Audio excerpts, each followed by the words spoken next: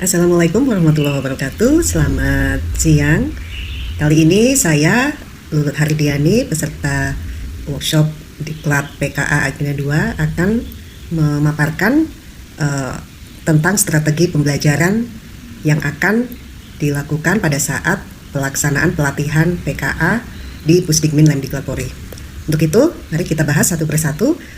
Yang pertama adalah dasar hukum, yaitu berupa Peraturan Lembaga Administrasi Negara Nomor 6 Tahun 2022 tentang perubahan atas Peraturan Lembaga Administrasi Nomor 5 Tahun 2022 tentang penyelenggaraan pelatihan struktural kepemimpinan.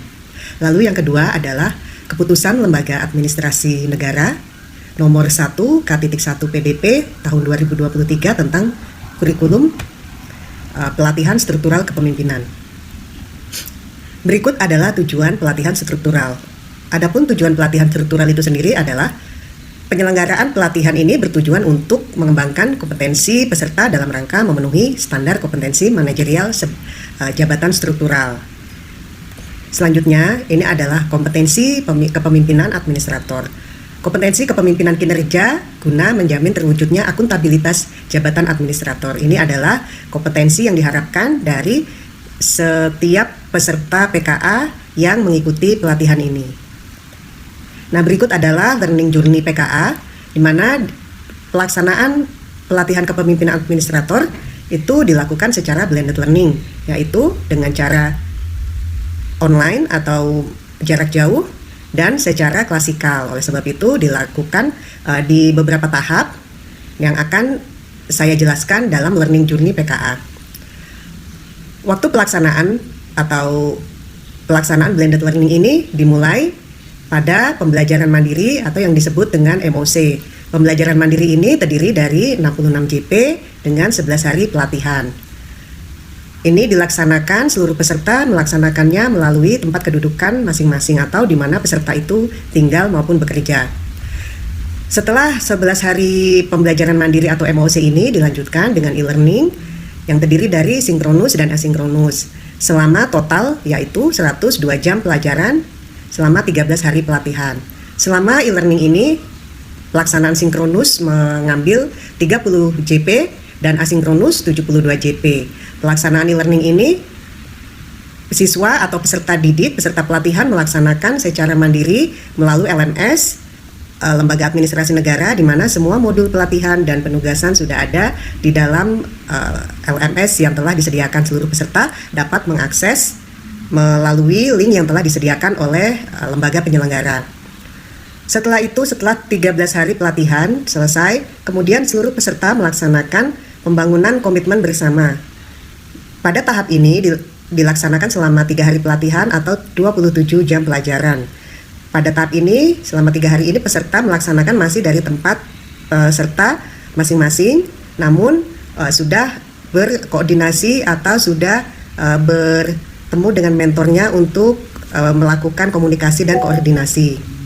Selanjutnya, sebelum memasuki pembelajaran klasikal tahap 1, perlu dijelaskan bahwa pembelajaran MOC atau mandiri, e-learning dan pembangunan komitmen bersama, peserta masih di tempat kedudukannya masing-masing. Setelah itu, peserta akan datang ke lembaga penyelenggara atau lembaga diklat di mana mereka akan melaksanakan klasikal. Dalam hal ini akan datang ke Pusdikmin pada pelaksanaan pembelajaran klasikal tahap 1. Pembelajaran ini akan dilaksanakan selama 151 jam pelajaran atau 15 hari pelatihan. Pada tahap ini akan dilaksanakan juga pembelajaran kelas dan stula. Masing-masing untuk pembelajaran kelas adalah selama 118 jam pelajaran dan untuk stula 33 jam pelajaran atau 11 hari dan 4 hari. Di sini peserta akan mulai menerapkan teori-teori yang telah didapat dari pembelajaran mandiri pada saat MOC dan mulai belajar mengaplikasikannya pada pelaksanaan stula. Untuk pelaksanaan stula dan klasikal ini kita bisa sebut sebagai collaborative learning karena di sini peserta melakukan koordinasi dan bekerja sama dengan beberapa pihak atau stakeholder yang terkait dengan bidangnya masing-masing. Setelah itu, peserta kembali ke tempat kedudukan peserta masing-masing untuk melakukan aktualisasi kepemimpinan kinerja. Aktualisasi ini dilaksanakan selama 60 hari pelatihan atau selama 540 jam pelajaran. Di sini peserta juga sudah mulai menyusun rancangan aksi perubahan yang di mana judulnya sudah melalui koordinasi melalui ACC dosen atau ACC mentor dan coach. Selanjutnya setelah melaksanakan 60 hari pelatihan ini, lalu peserta kembali lagi ke lembaga pendidikan atau Pusdiknin untuk melaksanakan pembelajaran klasikal tahap 2 selama 22 jam pelajaran atau 3 hari pelatihan. Pada tahap ini peserta sudah mempersiapkan untuk pelaksanaan seminar akhir perubahan dengan membawa secara lengkap semua produk atau RAP-nya yang telah disusun sebelumnya dan dipertanggungjawabkan pada saat seminar aksi perubahan yang kedua atau yang terakhir di depan penguji. Selama beberapa hari ini peserta tidak terlepas dengan koordinasi dengan mentor maupun coach untuk melakukan penyelesaian rancangan aksi perubahannya. Pada saat pembelajaran klasikal 1 dan 2 atau on campus, peserta diasramakan dan diberikan kegiatan penunjang kesehatan jasmani paling banyak 9 kali. Jadi di sini peserta tidak terikat untuk melaksanakan kegiatan olahraga bersama-sama, namun diberikan keleluasaan atau fleksibilitas untuk melaksanakan kegiatan jasmani ini selama paling banyak 9 kali. Lalu pada saat off campus, peserta dapat diberikan penambahan penguatan materi atau pembelajaran secara daring dengan coachnya masing-masing. Ini juga masih berdasarkan permintaan atau request dari peserta didik.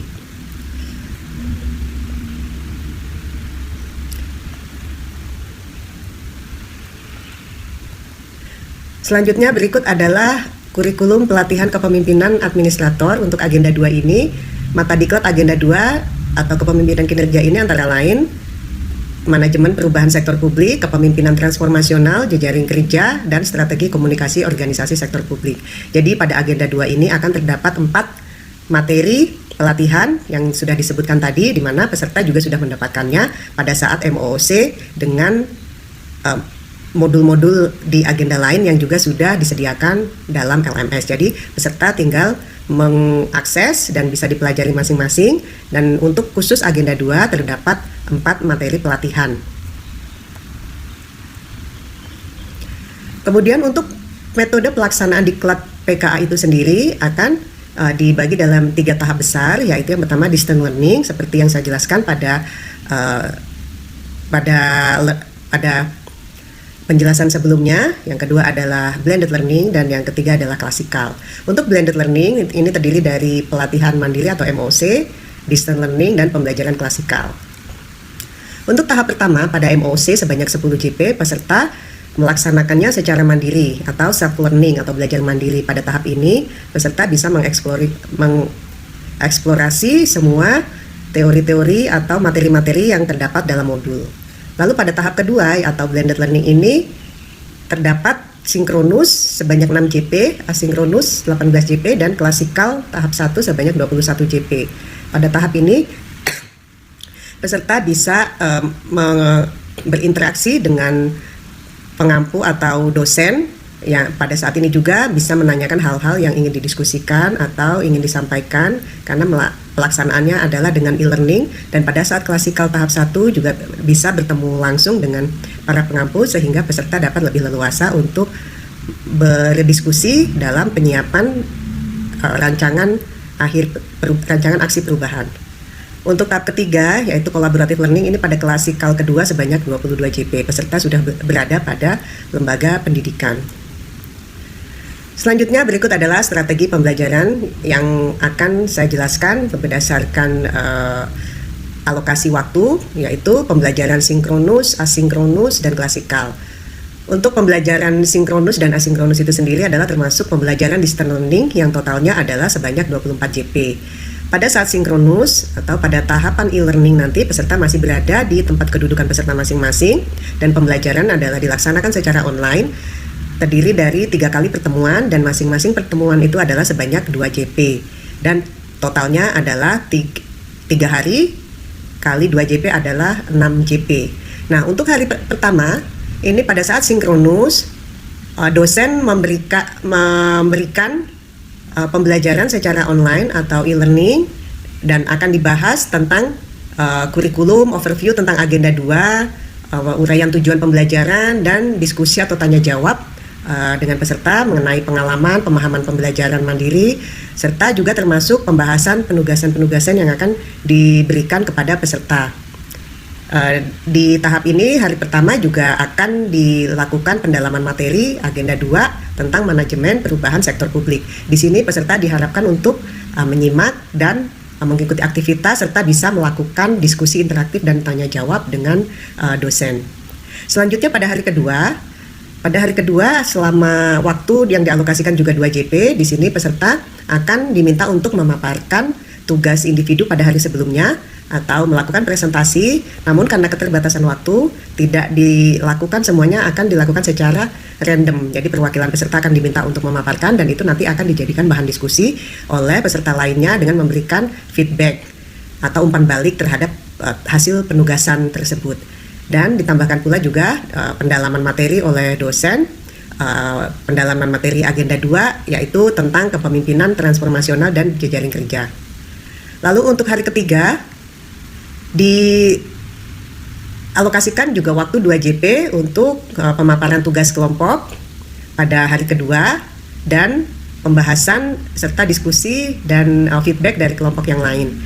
Dan pada akhir sesi akan dilakukan juga pendalaman materi agenda 2 tentang strategi komunikasi organisasi sektor publik. Selanjutnya untuk kegiatan asinkronus, pada hari ke-1 kegiatan asinkronus yaitu di sini asinkronus peserta diminta untuk belajar tanpa kehadiran dosen dengan melaksanakan atau mengerjakan tugas-tugas yang telah diberikan.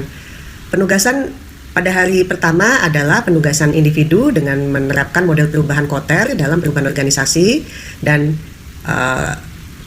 kemudian mengidentifikasi gagasan kreatif dan membuat analisa pentahapan pelaksanaan perubahan dengan model Kotter.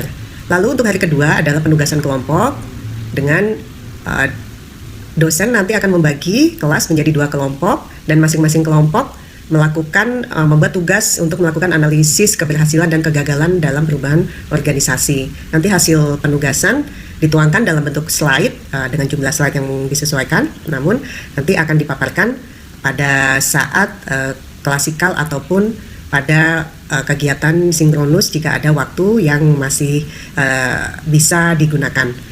Untuk hari ketiga asinkronus adalah 4 JP diisi dengan penugasan individu dengan membuat video testimoni dengan topik berubah untuk tetap berkinerja di masa pandemi. Jadi kita flashback ke masa sebelumnya bagaimana perubahan itu terjadi, dan di sini saya rasa semua peserta bisa telah merasakan bagaimana dampak ataupun impact yang dirasakan pada saat masa-masa pandemi saat itu. Dan di sini nanti peserta diminta untuk memberikan video testimoni dengan tidak lupa untuk memberikan analisa-analisanya, di mana hasil tugas pembuatan video ini durasinya adalah maksimal 5 menit.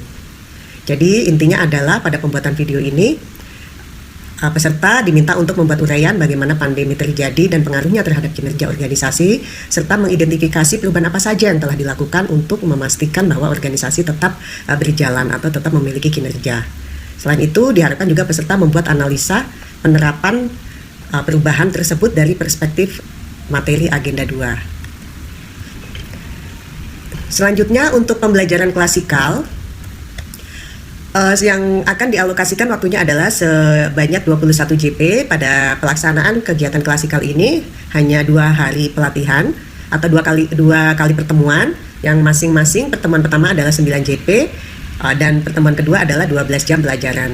Untuk pertemuan hari pertama yang akan dilaksanakan di lembaga pendidikan, di sini peserta menghadiri kelas dan dosen dan peserta berada di satu ruangan kelas, dan topik bahasan ataupun kegiatan yang akan dilakukan antara lain adalah melakukan pendalaman materi dengan metode yang menarik. Di sini akan dilaksanakan tanya jawab, diskusi atau membahas esai yang telah dibuat peserta, dan lalu juga ada penguatan materi yang telah diberikan sebelumnya yaitu materi agenda 2. Lalu juga dilaksanakan kegiatan-kegiatan lain yang sifatnya adalah memberikan motivasi. Demikian juga pada hari kedua pada saat pelaksanaan klasikal nanti.